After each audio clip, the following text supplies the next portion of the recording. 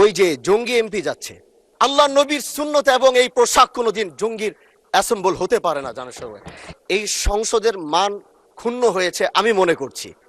জি, আপনার point of অর্ডারটি উত্থাপন করুন। জি, আসসালামু আলাইকুম রহমতুল্লাহ। মাননীয় স্পিকার, আপনাকে ধন্যবাদ। আমি প্রথমবার দাঁড়িয়ে কথা বলছি।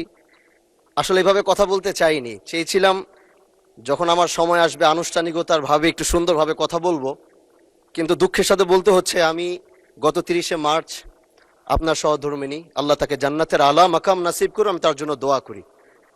তিনার জানাজায় আমি এসেছিলাম এবং উপস্থিত হয়েছিলাম। দক্ষিণ প্লাজা থেকে যখন আমি ভিতরে ঢুকবো, একদম কাছাকাছি পিছন থেকে কেউ একজন আমাকে সম্বোধন করছিল, ওই যে জঙ্গি এমপি যাচ্ছে। তো এই বিষয়টা আসলে এইভাবে আসতো না। তো একটু পর থেকে সোশ্যাল মিডিয়াতে দেখলাম যে এই বিষয়ে খুব লেখালেখি এবং এই ভিডিওটা নিয়ে খুব আলোচনা চলছে, যেটি জাতীয় সংসদের একজন রানিং এমপিকে সংসদের কাছে যখন জঙ্গি বলে সম্বোধন করা হয়, আর এটার জন্যে এই সংসদের মান ক্ষুণ্ণ হয়েছে আমি মনে করছি।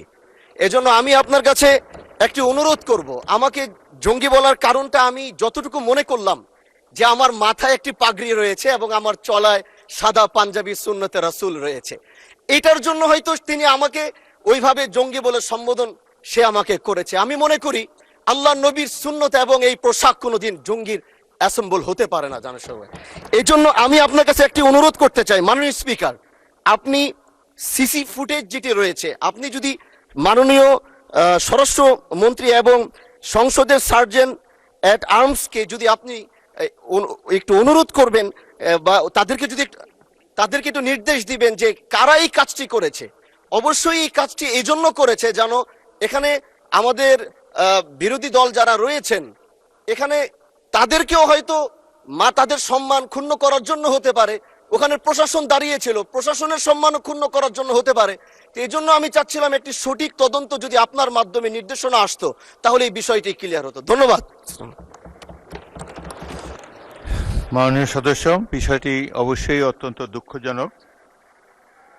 আমি আপনাকে অনুরোধ জানাবো, বিশেষ অধিকার প্রশ্নে আপনি এ ব্যাপারে একটি নোটিশ দেন, বিষয়টি আমরা বিবেচনা করব।